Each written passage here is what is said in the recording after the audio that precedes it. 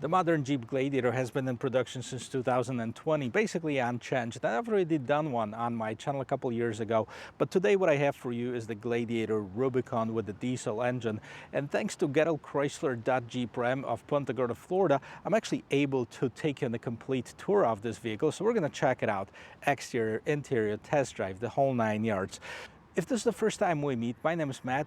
Here on Matt the Carguy, I post 2 car reviews every single week. So if that's something that interests you, don't forget to subscribe to the channel. And if you watch this video and like it, don't forget to leave me a like.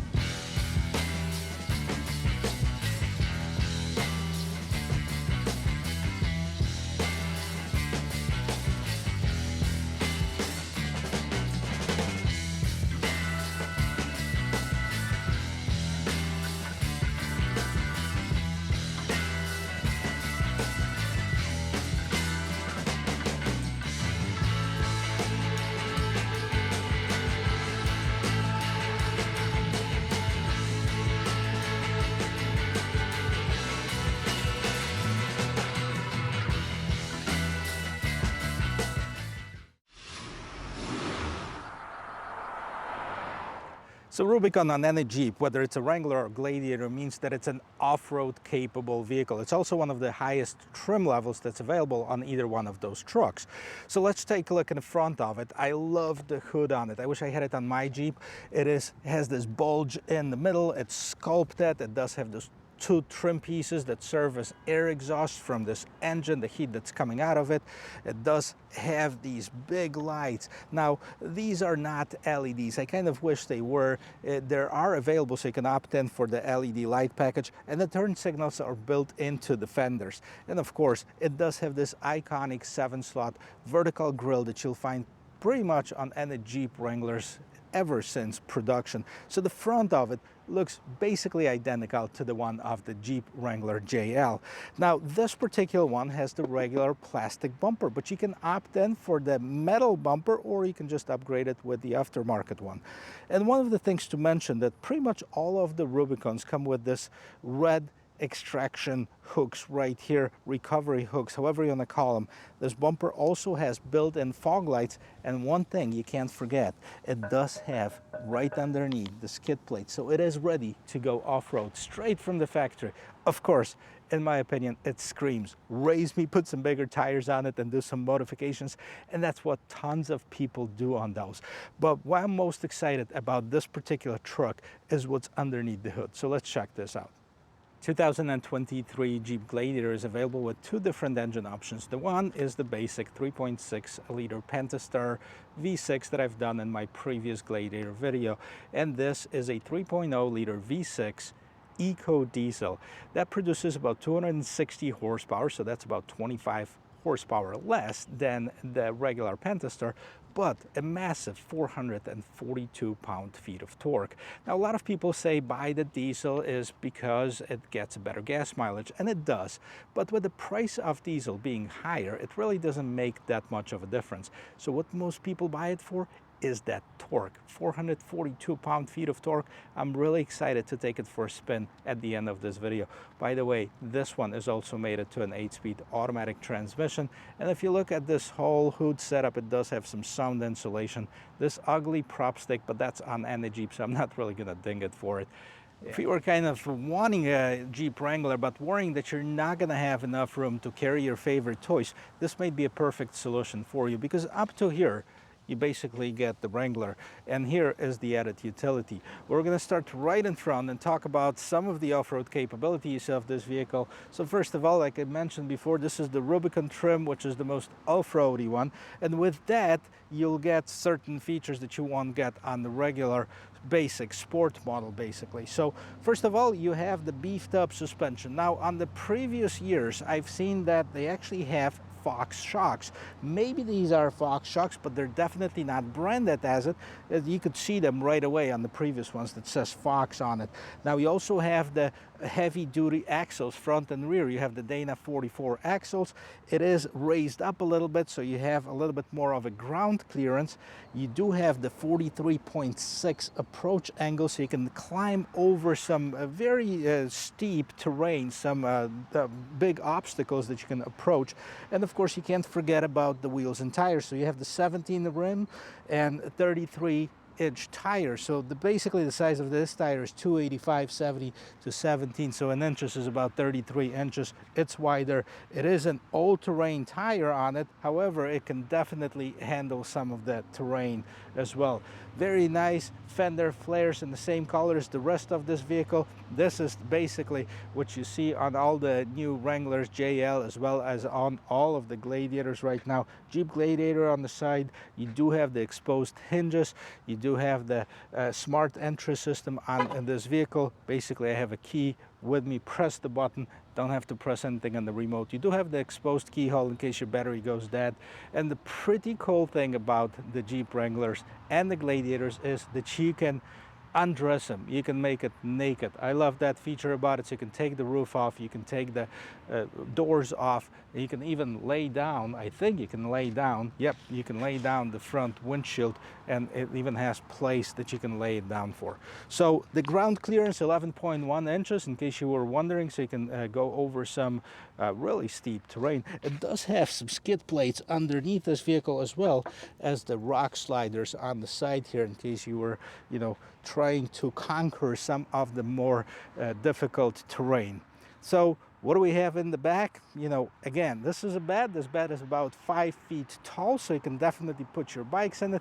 About 1,000 to 1,200, depending on the source, is what you can put inside this bed. So this is not definitely a typical pickup truck where you can, you know, put a ton or two, about 1,000. So maybe a camping gear, maybe your bikes, maybe a motorcycle. You know, you can definitely put some stuff on it. A lot of people, you know, build this cage on top of it and then put some tent on top. The possibilities are basically endless. You know, the only thing that is not as good on the Jeep Wrangler is basically your departure angle. So you can see this hangover is a lot longer than you'll see on the Wrangler, and that is about 26 degrees. So 43.6 in the front. By the way, the breakover angle is just over 20, so 20.3 is the breakover angle, and that's where you're going over something before you start hanging on whatever obstacle you're there. So that's your breakover angle. And this is the side of it, guys. Let's take a look in the back. So here it is in the back. As you can see, it does have a nice size lights. Again, I wish it had this LED package, which this one doesn't. So those are the regular incandescent lights. Nice size though. They have the regular tail lights, brake lights, and reverse lights.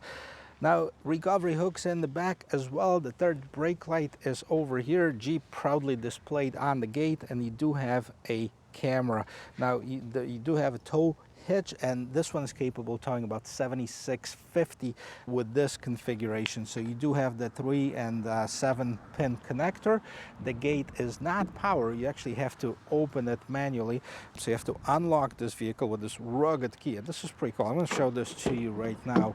So here's the key on this Jeep Wrangler. It is a push button start, but Jeep still gives you that switchblade key, so in case you needed to unlock it manually, you can. But this is how the key looks like. Pretty basic. You have the lock, unlock, and the panic button, and Jeep on the other side. So let's take a look at the bed. So here it is. Here's your bed, about 60.3 inches, just over 5 feet. It is illuminated, so you have lights on both sides. This particular one does not have any bed liner, but you can order it, or you can do it yourself.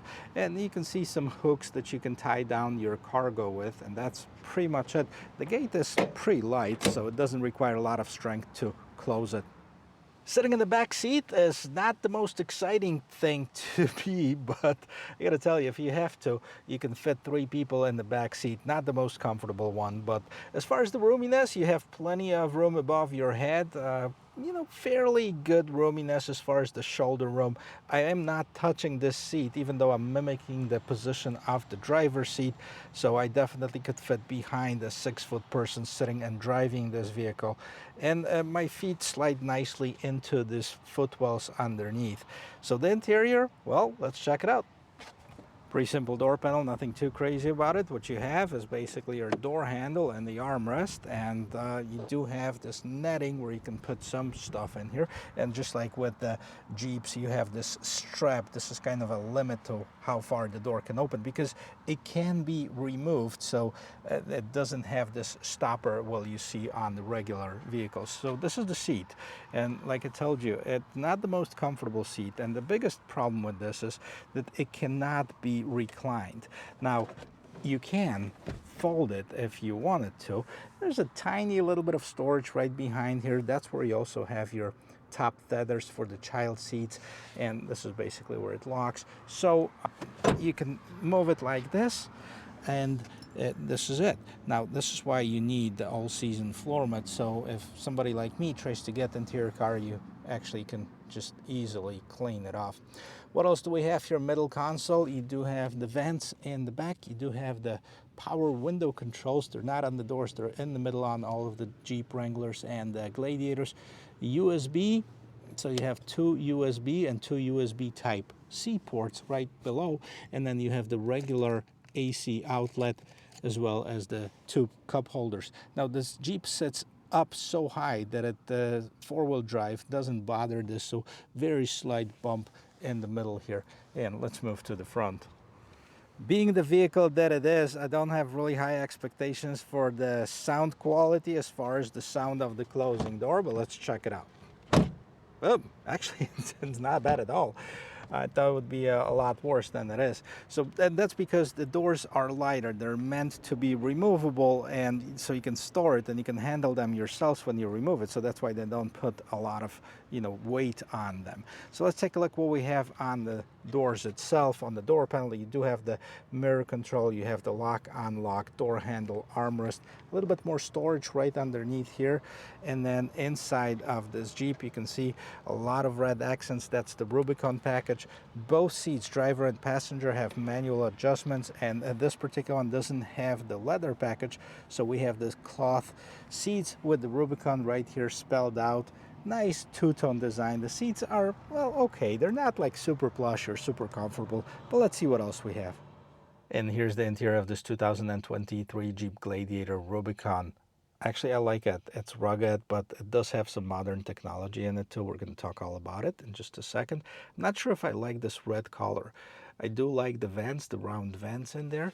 And then right over here, you do have an extra compartment. It's rubber lined. You can put some stuff in here. But if you're in Florida, don't try it. It will melt, whatever it is. So large steering wheel. It does a 3-spoke steering wheel. It does have a bunch of buttons on it. Jeep logo in the middle. On the left-hand side is control of what's going on in the instrument cluster, as well as the voice control. On the right-hand side, you have the cruise control, and then you have the 3rd spoke, nice aluminum spoke.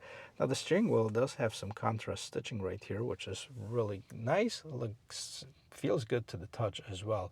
And let's start this vehicle. So I showed you the key. It is bladed, but it is a push-button start, so let's do that.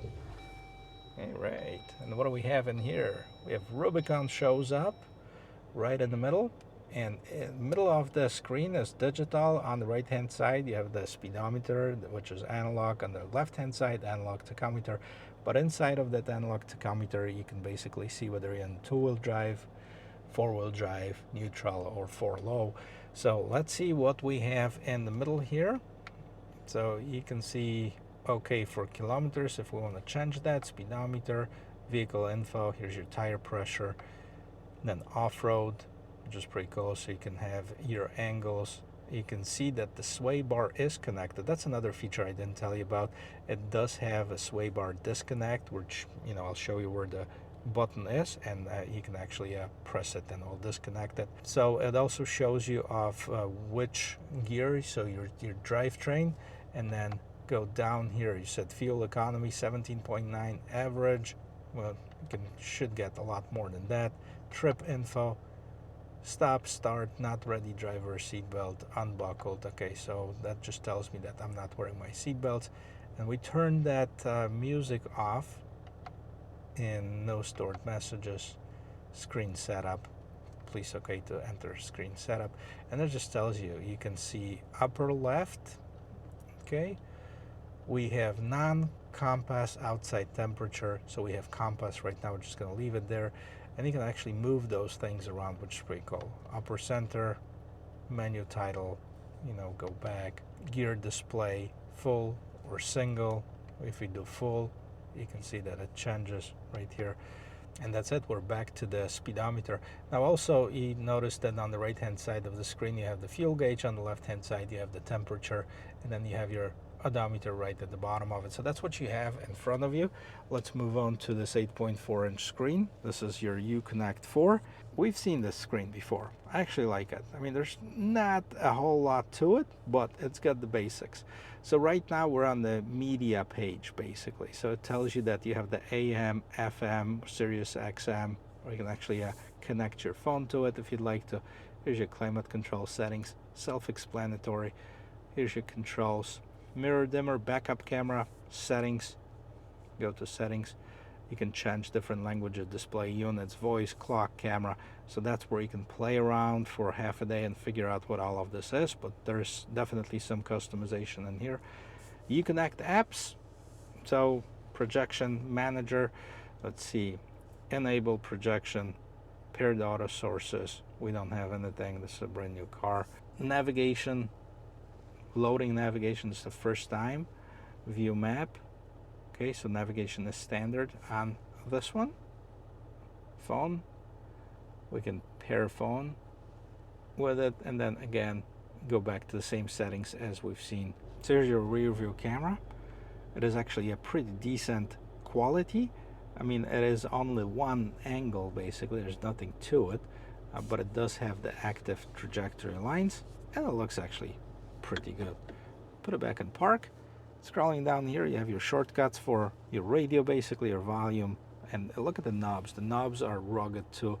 This is kind of rubberized material, so for an easier and better grip. And then you have your climate control settings, and then again you have the tune, scroll, browse, enter button. So however you wanna point to it, however you wanna use it. So in the middle here you have the window controls, and then you have your 12-volt outlet, as well as more media outlets. So that's your auxiliary, USB-C, USB Type A, and down below here's your front and rear locks, or rear only, so you can lock your differentials.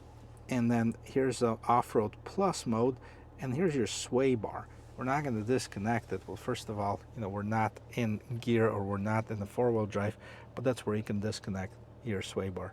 Now here's your shifters. One of them is for the four-wheel drive, so you can switch it from the two-wheel drive to 4 high, neutral, 4 low.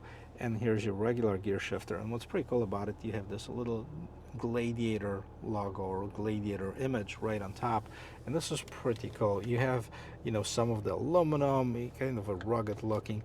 You switch it. You can also switch it to manual if you'd like to, switch gear manually if that's what you want to do. Put it back in park. Back here you have the regular parking brake and regular cup holders. You also have some storage right underneath this armrest. Actually, you have two storages, one very shallow one and a deeper one, and that's pretty cool.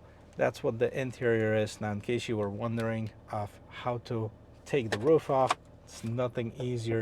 You unbuckle this, undo this, undo here, and basically this top pops open. Now, this is a really quick fix. You know, there's really not much storage space in the back other than in the bed to put it in, so that might be a concern. But you basically take it off and don't put it on until the winter time. Let's take it for a spin. Well, the vehicle is running. I'm ready to take it for a spin. I'm not going to go through all of the features or all of the models that are available on the Rubicon, because you can easily check that out by going to jeep.com and selecting it. But what I will tell you is what this one costs. So the base price on the Rubicon Gladiator is $50,995, according to the sticker right here. And this one has some added equipment, including the most expensive option, which is the engine. So the turbo diesel engine that we have on this one is a $4,150 option. Now, another option is the trailer tow package that we have and the 8-speed automatic transmission. So between the engine, transmission, and the towing package, we have about $7,300 in options. Add that body color fender flares and the destination charge, the total price MSRP on this vehicle is $64,105. So it's definitely not cheap. That's why I want to check out of how it drives. Now, when starting it, you can definitely hear. Well, I'm not going to go through all of the different trim levels that are available on the Jeep Gladiator for 2023, because you can easily do that by going to jeep.com. However, I will tell you of what this particular one has. So what we have is a 2023 model year Jeep Gladiator Rubicon 4x4, starting MSRP $50,995. But if you want that diesel engine, the automatic transmission, you have to shell out about another $6,600. And the trailer tow package is going to cost you $895, and the color coordinated fender flares $995. So the total MSRP after destination on this particular one, $64,105. Definitely not a inexpensive vehicle. However, it is pretty cool, especially with this diesel engine. Now, starting it, you can definitely hear that it is diesel, and even driving it, you can feel that it's diesel. You can feel a lot of that torque. But before we take it for a spin, I want you to take a look ahead of me and see what's there, because this is an example of what could be done with a Jeep Gladiator. So what we have, I don't know what year it is, but you can see that this one has 37 probably inch tires. It is a lifted. It does have a different front bumper, and it's all coated in this rhino liner or the Kevlar paint. It actually looks pretty sweet. So this is what you could do if your heart's desire. The options are not limited, or limitless. Let's see how tight it turns. It's actually not too bad. And how it feels when you turn it. So definitely it is a stiffer suspension, which is good because it doesn't allow for a lot of that body roll on the vehicle. I don't think that 0 to 60 or the acceleration is super important on it. However, we're gonna check that out just because a lot of people are concerned about diesel not having as much pickup as the regular gasoline vehicle. So we're gonna check that out in a little bit. Let's see how it takes those bumps right here. No problem. Those big tires kind of roll over that terrain really easily, and what I want to listen for is the sound of the tires. See if they're too aggressive for the road. Now, I'm planning to update my own Jeep Wrangler with the 35-inch tires fairly soon, so these are 33s. I think a step above would be nice, but let's hear. I do hear the engine. That's one thing that I can notice right away, and maybe because I'm listening for that diesel sound, but you can definitely hear it, which is not bad. I actually like the sound of it. Well, from what I can tell right away, it does have plenty of pickup. I have to tell you, I like this engine a lot better than the 3.6 Pentastar. I think this would be definitely one of the options. I could live without the leather. I could live without some of the other amenities that might be available. Yeah, I probably would like to have the LED lights, but the engine would be a must option. Well, the one drawback to it is, for those of you who like the manual transmission, the manual transmission is only available in the Pentastar, so it's not available with the diesel. But if you can deal with the automatic, which, you know, it's perfectly fine in my opinion, you can go with the diesel. The power delivery is completely different. It is a little bit more noisy than the gasoline engine. However, it's not very obstructive. Like, you know, it doesn't doesn't bother me one bit. And you know, the overall feel of this vehicle, well, it's a Jeep. You wouldn't understand, right? That's what a lot of Jeep people say. So yes, you do have this narrow windshield. Kind of limits the visibility, but not bad. I mean, you have a fairly nice mirror, so the side views and the rear views are pretty good. Actually, unless you put some crate in the back and block the view, this one is not bad at all. Now, I wish that they actually made this little window power so you can open it while driving instead of, you know, you have to climb back there and open it up. But other than that, this is a very, very nice vehicle. So definitely something worth considering if you're looking into a Jeep Wrangler. Maybe you're thinking about the pickup truck. Maybe you're thinking about the Gladiator. You know, I've tested the base model, you know, and I actually got it as a rental not too long ago, and I wasn't impressed with it at all. The wheels were small. The vehicle didn't feel good at all. It kind of looked very bare, if you will. Now this one is a different story, straight from the factory. And then there we go, guys. Again, right in front, you know, there's another Gladiator that's raised with bigger tires on it. It looks great. This is the Mojave edition, and that's a 2023 as well. I think it is from the same dealership. It is from Gettle Chrysler Jeep Ram. So if you're anywhere in the area, you can definitely check these guys out. But we're gonna turn around and go back to the dealership, maybe check out that acceleration just for the fun of it. I don't think this is an important feature if you're considering a vehicle like this. But one thing to mention, the tires, you can barely hear it, which is a good thing. Well, it's not going to be stop and go, but from rolling, let's go. You definitely have enough guts to get up and going and merge into traffic. You can feel that torque coming in. So no question, this would be my choice of engine if I were looking for a Jeep Gladiator. Well guys, thank you very much for watching. I hope you liked this video, and if you have, check out the rest of my channel.